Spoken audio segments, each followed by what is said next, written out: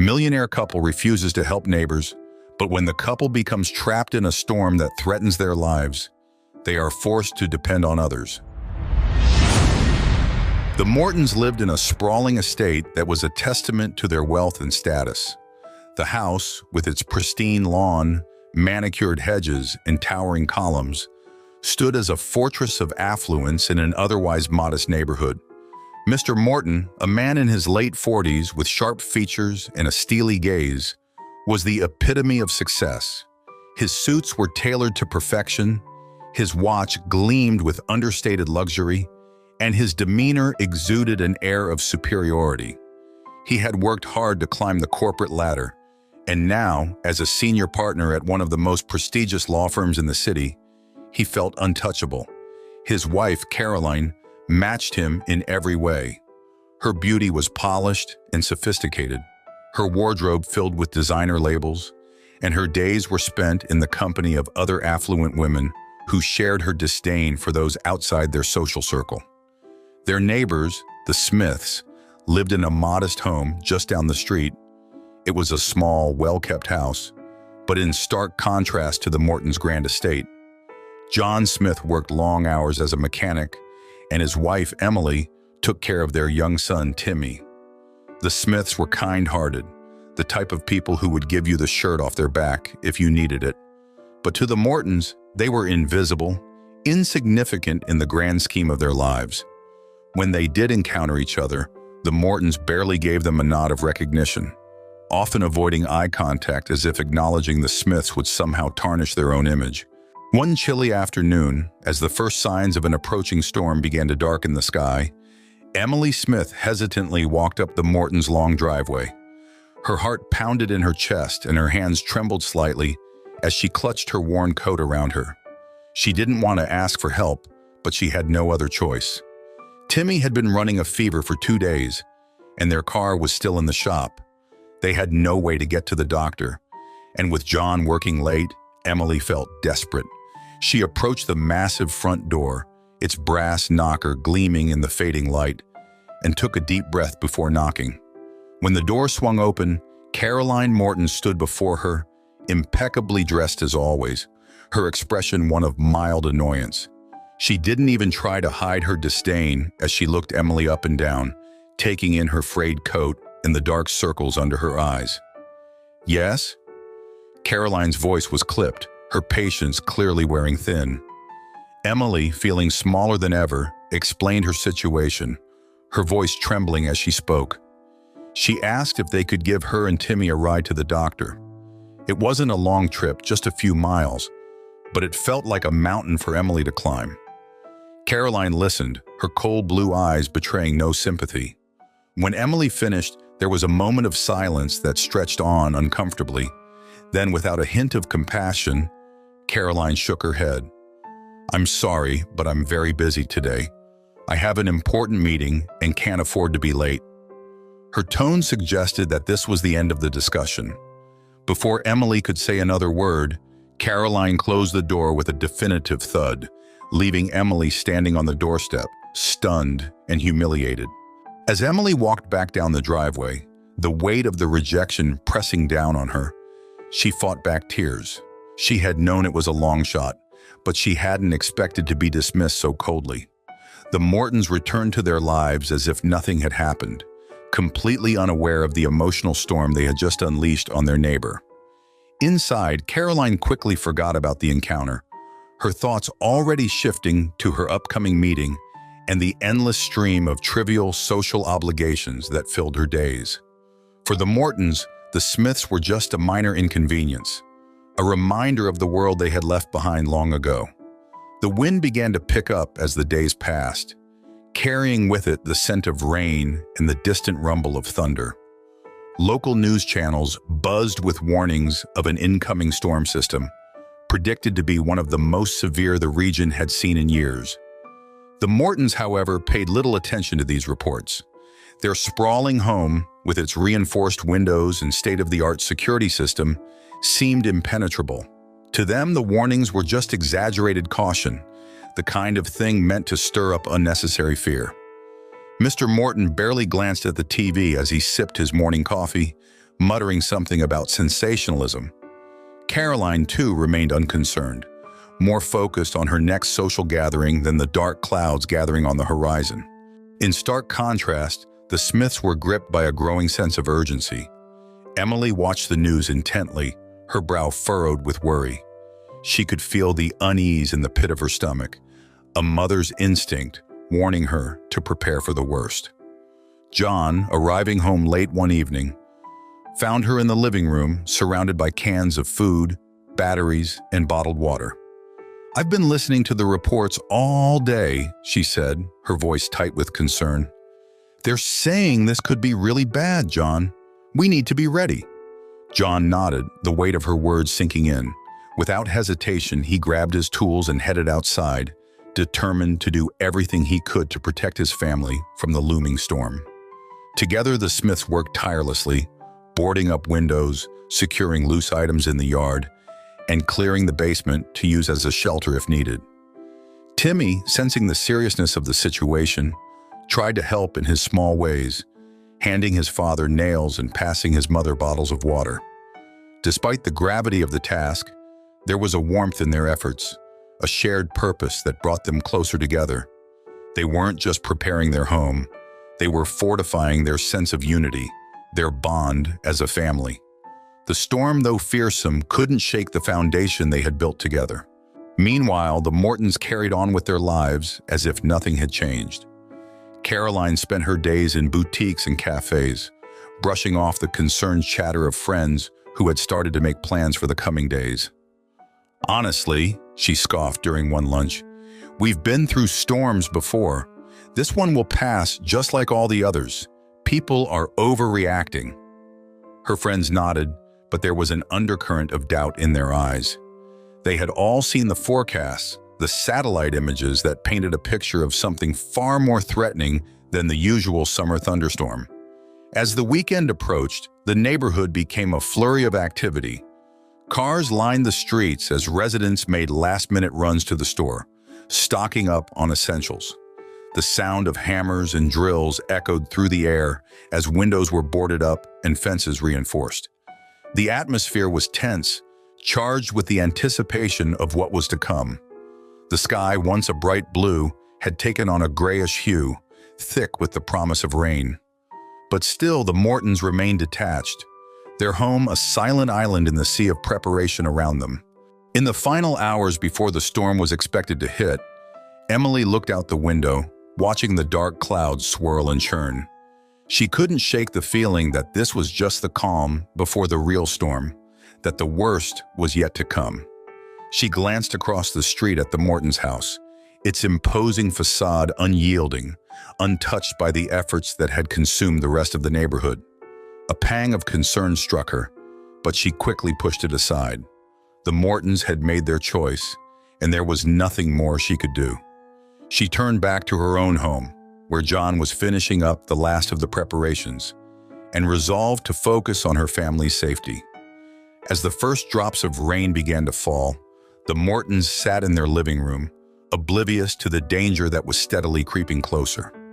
The power of the storm was still far off, but its presence was undeniable, a looming threat that would soon test the strength of every home, every family in the neighborhood. And as the wind howled outside, carrying with it the whisper of things to come, the Mortons remained blissfully ignorant, unaware that their wealth and status could do nothing to shield them from the forces of nature that were about to be unleashed. The storm descended with a ferocity that caught everyone off guard. The wind roared like a wild beast, tearing through the neighborhood with relentless fury. Trees that had stood for decades were uprooted in seconds, their massive trunks crashing to the ground with a deafening thud. Power lines snapped like twigs, their sparks lighting up the night sky in brief, violent bursts. Inside the Mortons' once impenetrable fortress, the mood had shifted dramatically. The laughter and clinking of wine glasses were abruptly silenced as the lights flickered and then died, plunging the grand house into an unsettling darkness. Caroline's breath caught in her throat as she looked around the pitch-black room. The shadows that crept along the walls seemed to pulse with a life of their own, fed by the howling winds outside. "Harold." Her voice, usually so composed, trembled with uncertainty. Harold Morton, who had been dismissing the storm as mere media hype, now felt the cold grip of dread tightening around him. He fumbled for his phone, but the screen remained stubbornly black. No signal. "It's just the power," he muttered, more to reassure himself than his wife. But the words felt hollow, and the silence that followed was filled with the ominous sounds of the storm growing stronger. The house, which had always been their sanctuary, now felt like a trap.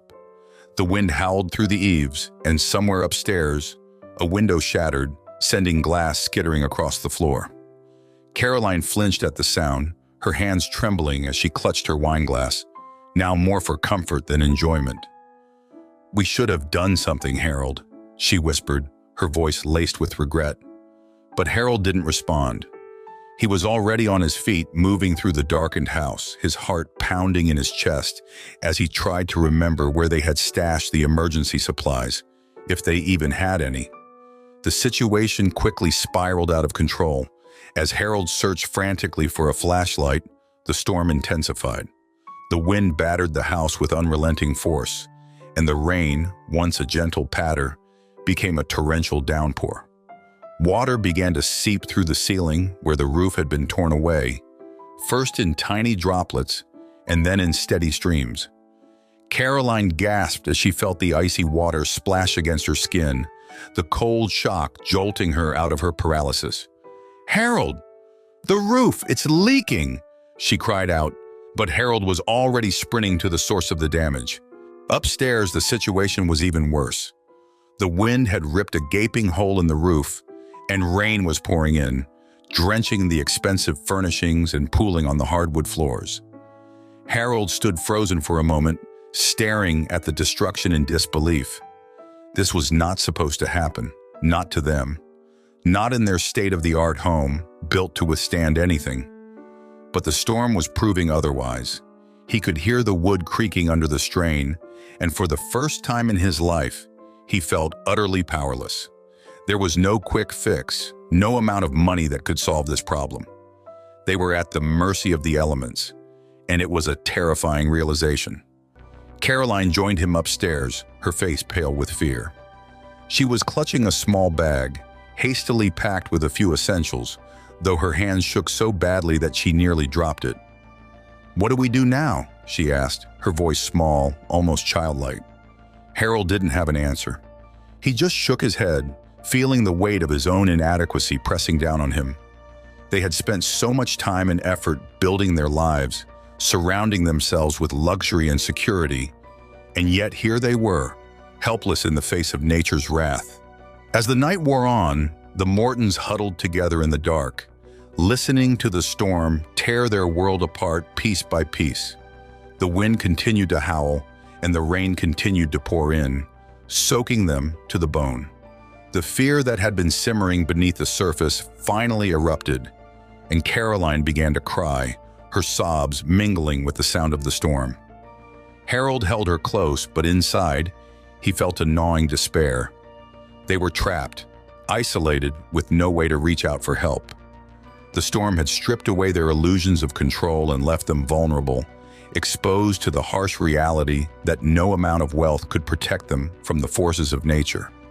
The darkness seemed to stretch on endlessly, and with it came the creeping realization that they might not make it through the night unscathed. The storm showed no signs of letting up. The wind screamed around the Mortons' once grand home, now reduced to a cold, damp shell. Huddled together on the couch, Harold and Caroline Morton could hardly recognize their surroundings. Water pooled at their feet, and every creak of the house sent a shiver down their spines. The darkness was oppressive, wrapping around them like a suffocating blanket, leaving them with nothing but their mounting fear and regret. Harold's mind raced, searching for a solution, but every idea seemed futile against the unrelenting force of the storm. Amid the chaos, a memory flickered in Harold's mind, an image of the Smiths' house just before their own power had failed. It had been glowing warmly, a beacon of safety in the storm.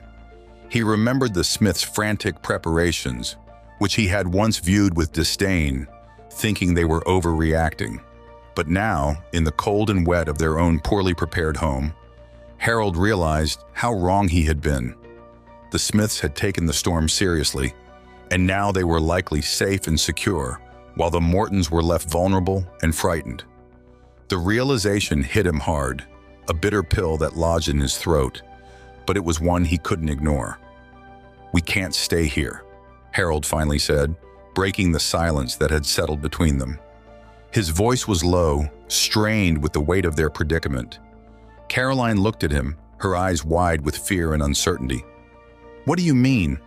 Where would we go?" she asked, her voice trembling. Harold hesitated for a moment, knowing what he was about to suggest would be difficult for both of them to accept. "The Smiths," he said finally. "I saw their house before the power went out. They're probably prepared, better than we are at least. We have to ask them for help." Caroline recoiled at the suggestion, her pride flaring up in the face of their desperation. "The Smiths?" she echoed, as if the name itself was hard to utter.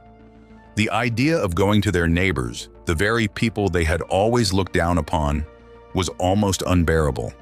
But as she glanced around at their dark, crumbling home, a wave of helplessness washed over her. They had no other choice. "Do you really think they'll help us after how we've treated them?" she asked, her voice small and vulnerable. Harold didn't have an answer to that. He could only hope that the Smiths' kindness would extend to them, despite everything. With heavy hearts and a newfound humility, the Mortons gathered what little they could. Harold grabbed a blanket and wrapped it around Caroline's shoulders before pulling on his own coat. The house groaned ominously as they opened the front door, and a blast of icy wind and rain hit them like a wall. They exchanged a look, a silent acknowledgement of the fear they both felt, before stepping out into the storm. The journey to the Smiths' house, normally a short walk, felt like an eternity as the wind whipped at their faces and the rain soaked them to the bone. Each step was a struggle, their bodies leaning into the gale just to move forward. By the time they reached the Smiths' doorstep, they were both shivering uncontrollably, their clothes plastered to their skin. Harold raised a trembling hand and knocked on the door, the sound barely audible over the howling wind. For a moment, nothing happened, and a deep sense of dread began to creep in. What if the Smiths turned them away? What if their pride had led them too far from redemption? But then the door creaked open, and a warm light spilled out into the night, illuminating the Mortons in their disheveled, drenched state. John Smith stood in the doorway, his face a mixture of surprise and concern. Behind him, the cozy glow of a lit fireplace and the soft murmurs of his family's voices were a stark contrast to the chaos outside. He took in the sight of the Mortons, once so aloof and confident, now shivering and humbled on his doorstep. "Harold? Caroline?" he said, his voice full of shock but not without compassion. Caroline could barely meet his gaze, her pride shattered by the reality of their situation.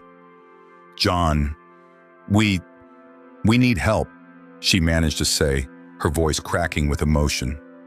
Harold, too, felt the weight of the moment.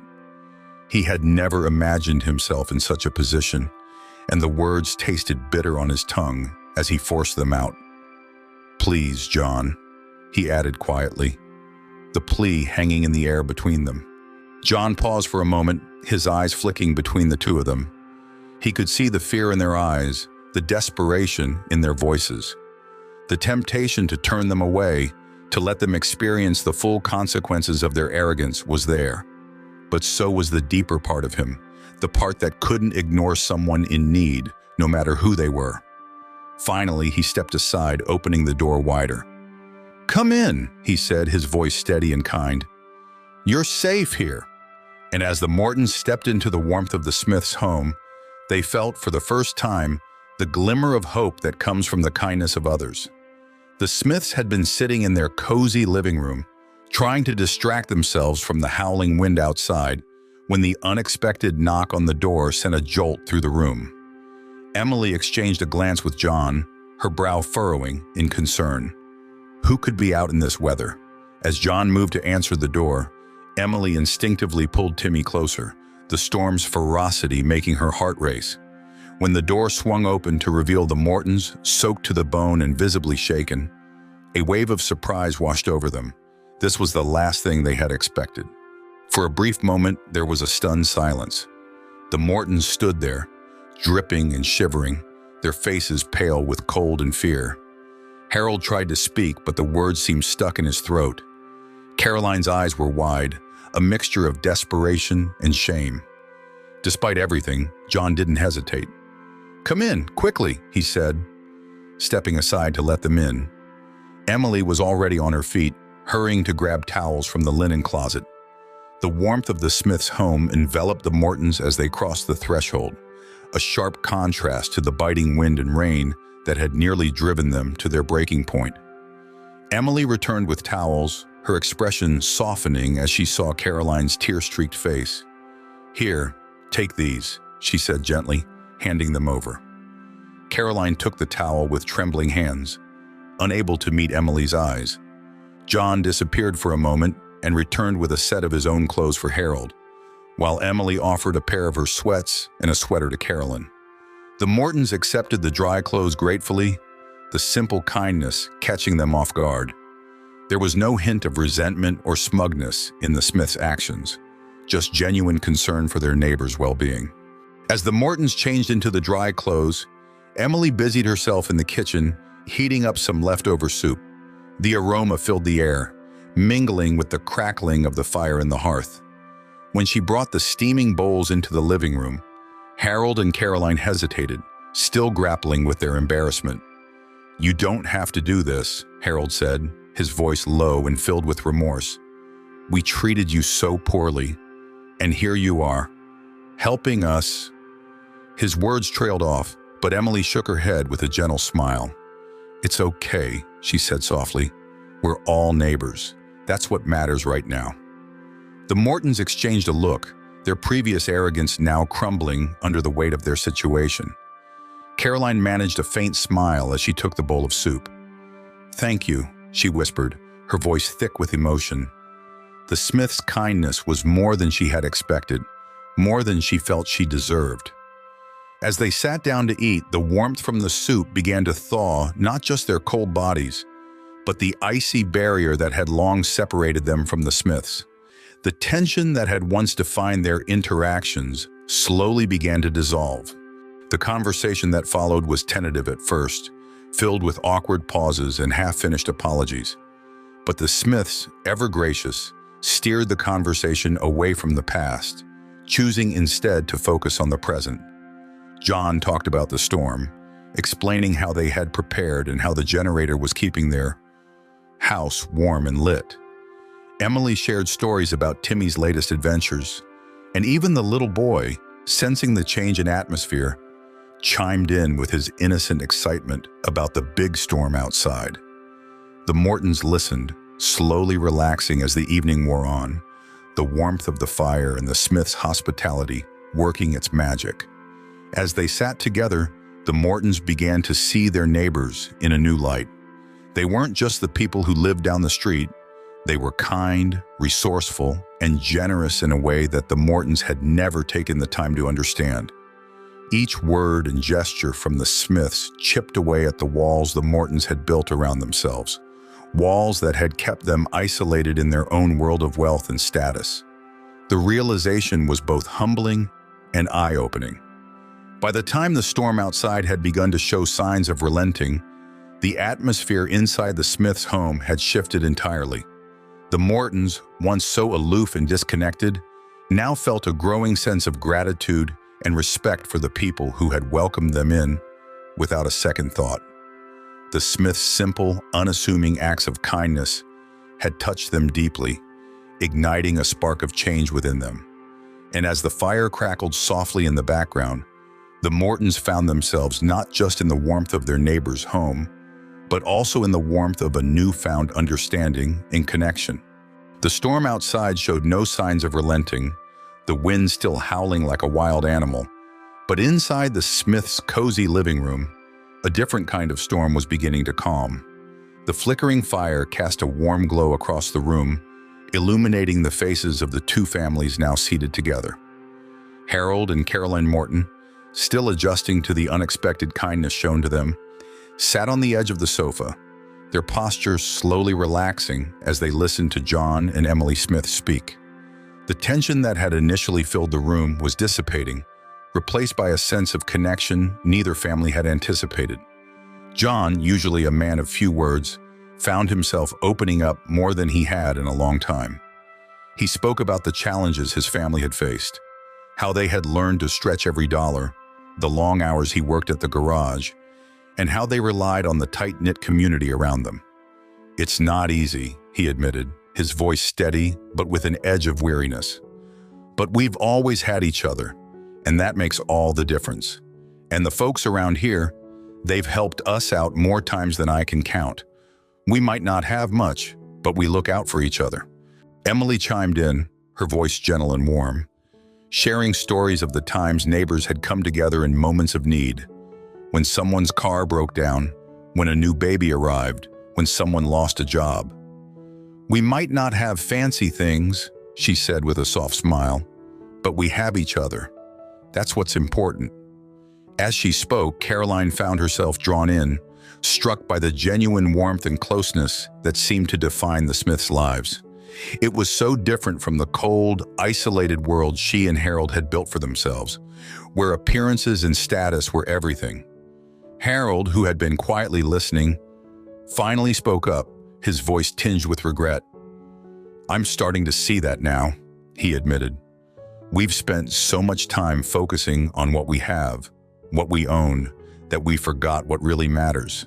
We've been so caught up in our own world that we lost sight of the people around us." He looked at John and Emily, his expression sincere. "I'm sorry we never took the time to get to know you, to be better neighbors."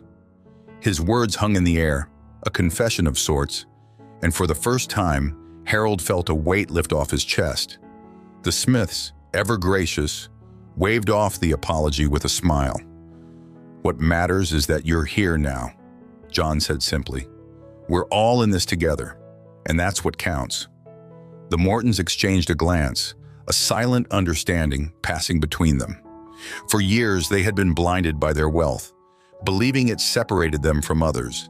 But now they were beginning to see how wrong they had been.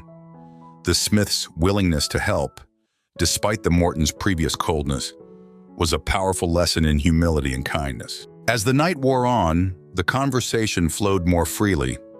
Caroline, feeling a warmth she hadn't known in a long time, shared stories from her childhood, how she had grown up in a small town where everyone knew each other, where people looked out for one another.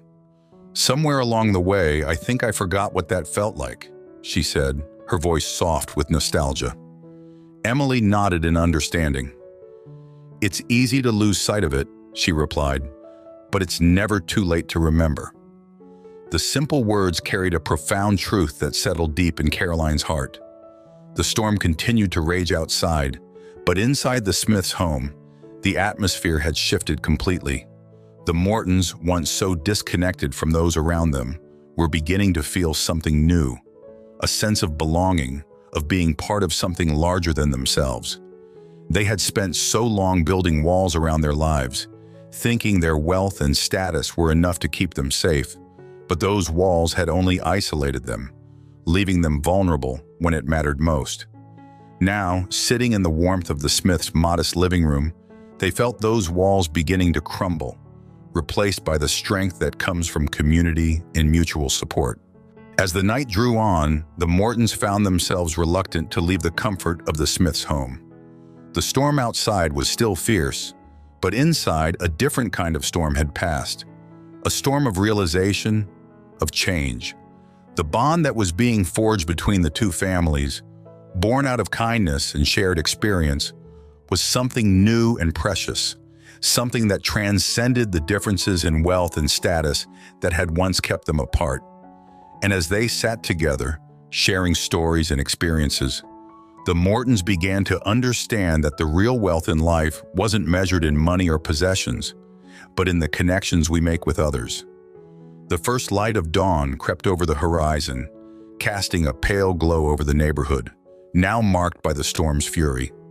Broken branches littered the streets, and debris was strewn across yards, turning the once neat and tidy area into a scene of chaos. The power lines, twisted and sagging, hung precariously from their posts, and several houses bore the scars of the storm's violent passage. Among them was the Mortons' once proud home, now with a gaping hole in its roof and shattered windows that seemed to echo the vulnerability the couple had felt just hours earlier. Inside the Smiths' home, the atmosphere was heavy with the weight of the previous night's events, but also laced with a newfound camaraderie. Harold and Caroline woke up slowly, blinking against the soft morning light filtering through the curtains. The warmth of the Smiths' hospitality lingered in the air, and for a moment the Mortons simply lay there, absorbing the quiet peace that had settled over the house. The storm had passed, but the impact of the night still hung over them, leaving them with a deep sense of relief and something more, something that felt like gratitude. Caroline was the first to rise, quietly slipping out of bed and moving toward the window. She pulled the curtain aside and gasped softly at the sight that greeted her. Their neighborhood, once a symbol of security and affluence, was now a landscape of destruction. Yet amidst the wreckage, the morning sun cast a golden hue over everything, as if to remind her that with every storm, a new day always follows. She felt a hand on her shoulder and turned to see Harold standing beside her, his expression one of solemn understanding. "We were lucky," he murmured, his voice thick with emotion. "So very lucky." Downstairs, the Smiths were already awake, their faces lined with exhaustion, but also a quiet determination. John had made coffee, the aroma filling the small kitchen, and Emily was preparing a simple breakfast. When the Mortons joined them, there was no awkwardness, no lingering discomfort from the previous night's confessions and revelations. Instead, there was a sense of unity, as if the storm had not just torn apart their neighborhood, but also broken down the walls that had once kept them separate. "Good morning," Emily greeted them with a smile, handing each of them a mug of coffee. "We've got a lot of work ahead of us." After a quick breakfast, the two families ventured outside, greeted by the stark reality of the damage left behind. Trees that had stood for years were now uprooted, blocking driveways and lying across lawns. The streets were littered with fallen branches, shingles, and pieces of siding torn from houses. The sight was overwhelming, but there was no hesitation in their movements. Together, they grabbed tools and gloves and set to work, determined to start the process of rebuilding. For the Mortons, this was unfamiliar territory. Harold, who had always managed projects from the comfort of his office, found himself shoulder to shoulder with John, sawing through a fallen tree blocking their neighbor's driveway. The physical labor was exhausting, but there was a strange satisfaction in it, an honest, raw connection to the world around him that he hadn't felt in years. Caroline, who had spent her days meticulously organizing charity events from afar, now found herself clearing debris with Emily, her hands raw from the effort, but her spirit surprisingly light. There was something deeply grounding about the work, a sense of purpose that went beyond any social standing or material wealth. As they worked, other neighbors began to emerge from their homes, and soon the entire street was alive with the sound of people coming together. Those with chainsaws helped cut through fallen trees, while others organized to clear debris and check on the more vulnerable residents. The Mortons watched in awe as the community rallied, people from all walks of life offering whatever they could to help each other. It was a side of their neighborhood they had never truly seen before, hidden beneath the polished exteriors and polite smiles. For the first time, Harold and Caroline began to see their wealth not as a barrier, but as a tool, a resource that could be used to help those around them. As the day wore on, they found themselves discussing plans to offer more than just their physical labor. Harold spoke of donating supplies and hiring contractors to help with the repairs, while Caroline considered organizing a neighborhood fund to support those who had been hit hardest by the storm. It was a profound shift in perspective, one that had been sparked by the kindness of their neighbors and the humbling experience of being on the receiving end of that kindness. By the time the sun began to set, the neighborhood was still far from repaired, but the sense of progress was palpable. The Mortons, covered in sweat and dirt, looked at each other with a newfound respect and understanding.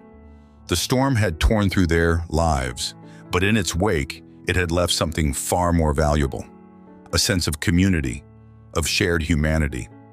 As they stood side by side with the Smiths, watching the sunset over the damaged but resilient neighborhood, they knew that this was the beginning of something new, something better. In the days after the storm, the neighborhood buzzed with activity. The community, once a collection of separate lives behind neatly trimmed hedges and locked doors, had become a hive of cooperation and mutual support. The Mortons, once aloof and distant, were now at the center of it all. They worked tirelessly alongside their neighbors, lifting fallen branches, distributing supplies, and helping to rebuild the homes that had suffered the most damage. Harold and Caroline found themselves in roles they had never imagined, roles that filled them with a deep, unexpected sense of purpose. Harold, usually tied to his office, now spent his days out in the sun, his shirt sleeves rolled up, dirt under his fingernails. He coordinated with local contractors, using his connections to secure materials at a discount, and he personally financed repairs for those who couldn't afford them. The satisfaction he felt was different from the pride he took in his work as a lawyer. This was rooted in something more profound, more connected to the people around him. He no longer saw himself as separate, but as part of a community bound by shared experiences and mutual reliance. Caroline, too, found herself transformed. The events of the storm had softened her, pulling her away from the superficial concerns that had once dominated her thoughts. She began organizing daily meals for the workers, turning her kitchen into a hub of activity. She found joy in the simple act of cooking for others, of sitting down to eat with people she had once barely acknowledged.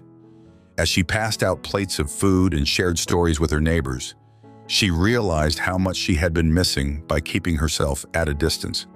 The warmth she felt in these moments was something she had never found in her previous life of socialite events and exclusive gatherings.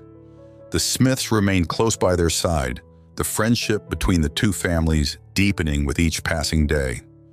John and Harold, who had once exchanged little more than polite nods, now worked side by side, their easy banter filled with the kind of camaraderie that comes from shared purpose.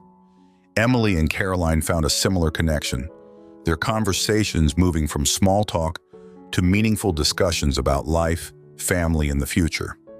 Timmy, sensing the change in his parents, often joined them, his laughter a bright contrast to the hard work being done. The Mortons, for the first time in years, felt truly connected to the people around them. As the neighborhood slowly came back to life, the Mortons found themselves reflecting on how much they had changed. Their home, still in need of repairs, no longer felt like a fortress that separated them from the world, but a part of the fabric of the community. They began to realize how isolating their previous attitudes had been, how they had missed out on the small, everyday moments that made life rich and full. Their wealth, which they had once seen as a means to maintain their distance, now seemed almost irrelevant in the face of the connections they had formed. One evening, after a long day of rebuilding, the Mortons sat with the Smiths on the porch, watching the sunset. The sky was streaked with the soft colors of dusk, and the air was filled with the sounds of distant laughter and the rustle of leaves in the breeze. Harold took a deep breath, feeling the weight of the past few days settle in his chest. "I never thought I'd say this," he began, his voice thoughtful. "But this storm, it changed everything for us. We've spent so long thinking we were above all this, above everyone. But I see now that we were the ones who were missing out." Caroline nodded, her eyes shining with a newfound clarity. "I feel the same way," she admitted. "All these years, we thought we had everything figured out. But the truth is, we were so focused on what we had, we forgot about what really matters. We were so busy keeping up appearances, we lost sight of what it means to truly live, to be part of something bigger than ourselves." She looked over at Emily and John, her voice softening. "Thank you for everything. We wouldn't have made it through this without you." Emily smiled warmly, shaking her head. "You don't need to thank us," she replied. "We're just glad you're here with us, part of this community. That's what really matters." John nodded in agreement, adding, "We've all got each other's backs now." That's how it should be. The Mortons sat in silence for a moment, absorbing the truth of those words. The storm had taken much from them, but it had given them something far more valuable in return. As the last light of day faded, they realized that their transformation was complete. They no longer saw themselves as separate or superior, but as part of a larger, more meaningful whole. The connections they had made, the humility they had learned, and the sense of purpose they had found, all of it had given them a new perspective on life, one that they knew would guide them from that day forward. The morning was crisp and clear, the storm now a distant memory as the sun bathed the neighborhood in a warm glow. The Mortons, feeling a newfound sense of belonging, were in the midst of repairing the last of their own storm damage when a knock at the door interrupted their work. Caroline wiped her hands on her jeans and exchanged a glance with Harold before answering it. Standing on their doorstep were the Lewises, a family they barely knew beyond a polite wave now and then. The Lewises looked worn and weary, their clothes slightly disheveled, and there was a palpable tension in the air. "Good morning," Mr. Lewis began, his voice hesitant. We were hoping to talk to you about something." He glanced at his wife, who nodded encouragingly, though her eyes betrayed the embarrassment she felt at having to ask for help. Harold and Caroline could see the strain on their faces, a reflection of their own desperation just days earlier when they had knocked on the Smiths' door. The memory of that moment flashed through Harold's mind, and he felt a pang of empathy that was new to him. "Of course," Harold replied, opening the door wider. "Come in, let's talk." The invitation was natural, unforced, and for a brief moment, Harold marveled at how different this felt compared to his old self. The Lewises stepped inside, their nervousness apparent as they followed the Mortons into the living room. The room, still cluttered with tools and supplies from the ongoing repairs, felt more lived in than it had ever been, reflecting the Mortons' shift from a life of detachment to one of active engagement with the world around them. As they sat down, Mrs. Lewis spoke up, her voice wavering slightly. "Our house. It didn't hold up well during the storm. We've got leaks everywhere and part of the roof caved in. We're trying to get it fixed, but it's going to take time, and we don't have anywhere to go in the meantime." She paused, clearly struggling to find the right words. "We hate to ask, but we need some help, just until we can get back on our feet." There was a silence as the Mortons absorbed the request. Caroline felt a familiar tug of hesitation, the remnants of her old instincts urging her to decline, to protect her own interests first. But that voice was faint now, overshadowed by the lessons of the past few days.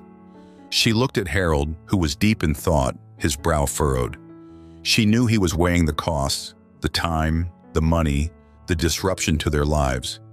But she also knew, from the way his expression softened, that he was thinking about how much they owed their own survival to the kindness of others. Harold took a deep breath and leaned forward, his decision made. "We'd be happy to help," he said, his voice steady and sincere. "We've got some extra room here, and you're welcome to stay with us until you can get everything sorted out." Caroline nodded in agreement, feeling a sense of resolve wash over her. "We know what it's like to be in a tough spot," she added, "and we want to make sure you have what you need." The Lewises looked stunned, their expressions shifting from worry to relief. Mr. Lewis's shoulders sagged as the weight of their situation seemed to lift just a little. "Thank you," he said, his voice thick with emotion. "We didn't know where else to turn. This means more to us than you could ever know." The gratitude in his eyes mirrored the same look Harold had given John Smith not long ago, and it struck Harold how much had changed in such a short time. The Mortons set about making the necessary arrangements, preparing a guest room, and organizing their home to accommodate the Lewises. The process wasn't easy. There were sacrifices to be made, adjustments in their routines, and financial costs that required careful consideration. But each challenge was met with a sense of purpose that reinforced their commitment to doing the right thing. As they worked together, they felt a deepening conviction that this was not just an act of charity, but a continuation of the transformation that had begun during the storm. By the end of the day, the Lewises were settled in, and the Mortons found themselves sitting together, reflecting on what had just transpired. "It feels right, doesn't it?" Caroline said softly, glancing at Harold. He nodded, a slight smile playing on his lips. "It does," he agreed. "I think we're finally starting to understand what it means to be part of a community, to really be there for each other." The realization was profound, filling them with a sense of fulfillment that their wealth had never provided. As they sat in the quiet of the evening, the Mortons knew that this decision, this willingness to help the Lewises, was more than just a gesture. It was a test, a final challenge that proved how much they had truly changed. And as they watched the Lewises settle into their home, grateful and relieved, the Mortons felt a deep sense of peace. They had faced their past, embraced their present, and were ready to move forward with a renewed sense of purpose and belonging. The days turned into weeks, and as the Lewises gradually repaired their home with the help of the Mortons and the community, something profound solidified in the Mortons' hearts. The act of giving without expecting anything in return became their new normal, a way of life that felt as natural as breathing. Each morning, Harold found himself eager to check on the progress at the Lewises' house, not just out of a sense of duty, but from a genuine desire to help. He no longer saw the world through the lens of transactions and deals. Instead, he saw the faces of people who had become his friends, his equals. Caroline, too, experienced a shift that surprised even her. The superficiality of her past life seemed almost alien to her now. The relationships she was building felt real, anchored in mutual respect and understanding, rather than social standing. She began organizing neighborhood gatherings, small potlucks, and volunteer events, bringing people together in ways that transcended the material wealth that had once defined her existence. The Mortons' home, once a symbol of isolation and elitism, became a welcoming space where laughter and shared meals echoed through the rooms. As time passed, the Mortons found themselves becoming an integral part of the community, not because of their wealth, but because of the roles they played in fostering connection and support. They helped establish a neighborhood fund, contributing significantly, but also encouraging others to give what they could, no matter how small. It was a fund not just for emergencies, but for celebrations, for helping a neighbor with a new baby, or for supporting someone through a tough time. The idea wasn't just to solve problems, but to build a safety net that everyone contributed to and benefited from. The transformation wasn't just external, it was deeply internal. Harold and Caroline often found themselves reflecting on how far they had come. "It's strange," Harold remarked one evening as they sat on their porch, the sun setting in a blaze of orange and pink. "We used to think we had everything figured out, that we were living the perfect life. But it was so empty, wasn't it?" Caroline nodded, her gaze soft as she looked out over the neighborhood. Now so much more than just a collection of houses. "I used to think our wealth was the most important thing," she said quietly. "But it's the people, Harold. It's always been the people." Their wealth, once a fortress that kept them isolated, had become a bridge that connected them to others. They found immense satisfaction in using it to support those around them, whether it was funding a new playground for the neighborhood kids, helping someone pay for an unexpected medical bill, or simply buying groceries for a family going through a rough patch. The joy they felt in these acts of kindness was unlike anything they had ever experienced. A deep, abiding happiness that came from knowing they were making a real difference in the lives of others. The storm that had once seemed like a disaster now felt like a blessing in disguise. It had torn down the walls they had built around themselves, walls made of pride, arrogance, and a misguided sense of superiority. In their place, it had built bridges of connection, empathy, and community. The Mortons had been pulled out of their isolated world and thrust into a community where they found not just friendship, but a sense of purpose that gave their lives new meaning. The bonds they formed were stronger than anything they had ever known, rooted in the shared understanding that life wasn't about wealth or status, but about the kindness and generosity we show to others. In the end, the Mortons were no longer the elitist couple they had once been. The storm had changed them, but more importantly, they had allowed themselves to be changed. They had embraced a new way of living, one where they saw the value in every human being, regardless of their circumstances. They had learned that true happiness came not from what they could accumulate, but from what they could give. And as they looked around at the community they had once overlooked, now a vital part of their lives, they knew that they had finally found what they had been searching for all along, a life rich in love, connection, and meaning. Thank you so much for watching. If you enjoyed this story, don't forget to like the video and subscribe to our channel. Now, how about another one? To watch another nice story, just click on the video appearing on your screen.